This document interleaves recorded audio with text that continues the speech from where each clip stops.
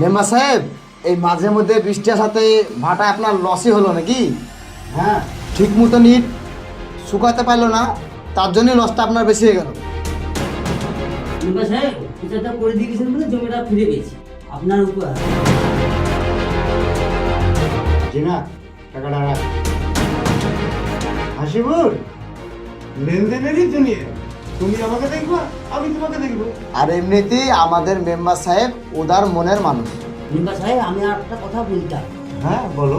ওই পুকুর পাড়ে 3 বিঘা খাস জায়গা আছে, এখানে মদের খেত খুলবো, তাই আমি ভাবছি আপনি এখানে পারমিশন করে দিন। আরে আমি আছি, করে দেবো। আব্বু, মিটিংয়ে যাবেন না? ও হ্যাঁ হ্যাঁ, আসছি আসছি। এই যে না, হ্যাঁ বলেন। হাসিপুরের ব্যাপারটা দেখছো একটু। ঠিক আছে, আপনি যান, আমি দেখছি।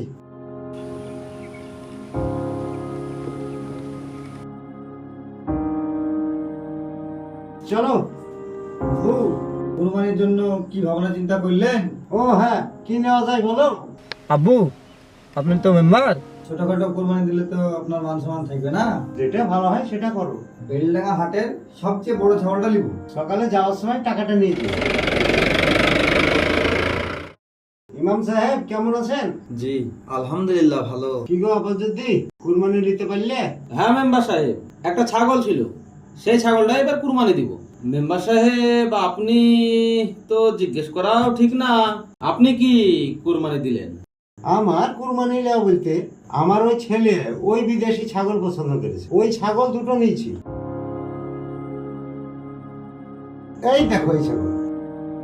আরে বাবা রে, এ তো বেলডাঙ্গা হাটের সবচাইতে বড় ছাগল, দাম তো শুনেছি প্রায় 2.5 লাখ টাকা। হ্যাঁ, আমার ছেলের পছন্দ তাই নিয়েছি। আসলে মেম্বার সাহেব যদি ছোটখাটো ছাগল কুরবানি দেয়, তাহলে মেম্বার সাহেবের মান সম্মান থাকবে? হ্যাঁ হ্যাঁ হ্যাঁ, ওই সেটাই। আচ্ছা মেম্বার সাহেব বলুন তো, আমরা কোরবানি কিসের জন্য দিই?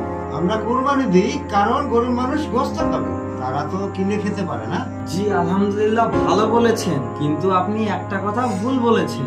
ভুল? আমার ভুল?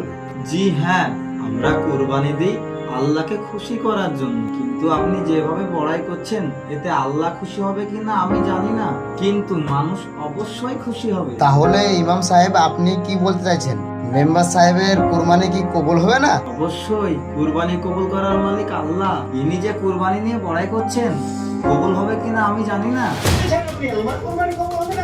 সামান্য একটা ইমাম হয়ে এত বড় কথা? বেড়ে যান আমার গ্রাম থেকে। শুনুন, আমার রুজি কোনো না কোনো গ্রামে অবশ্যই লেখা থাকবে। এতদিন আপনার গ্রামে আমার রুজি লেখা ছিল, তাই আমি পেয়েছি। আমি চলে যাচ্ছি, কোনো না কোনো গ্রামে তো আমার রুজি অবশ্যই লেখা আছে।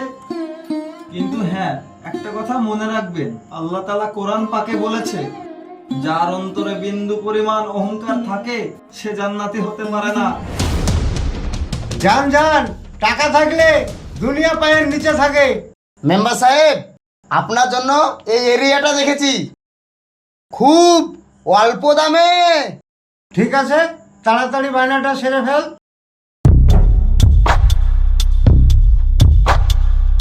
আরে আরে মেম্বার সাহেব, আরে মেম্বার সাহেব, আপনার কি হলো? আরে মেম্বার সাহেব,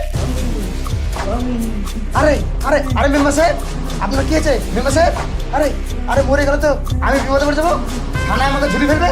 হ্যাঁ মেম্বার সাহেব, আমি পালাই, আমি পালাই, আমি পালাই। এর নাম মোতালেব, গ্রামের মেম্বার ছিল, অনেক অর্থ ধন সম্পদ মান সম্মানের অধিকারী ছিল এবং অহংকারীও ছিল। কিন্তু আজ দেখুন, মৃত্যু শয্যায় আচ্ছন্ন, তার সঙ্গের সাথীকেও পেল না। এক ফোঁটা জলের জন্য কাতরাচ্ছে। সে এতটাই অহংকারী হয়ে উঠেছিল যে গ্রামের ইমাম সাহেব, যার সম্মান গ্রামের সবচাইতে বেশি, তাকেও সে অপমান করে তাড়িয়ে দিয়েছে। ডাক পুরুষে ঠিক কথাই বলেছে, অহংকার ধ্বংসের পতন।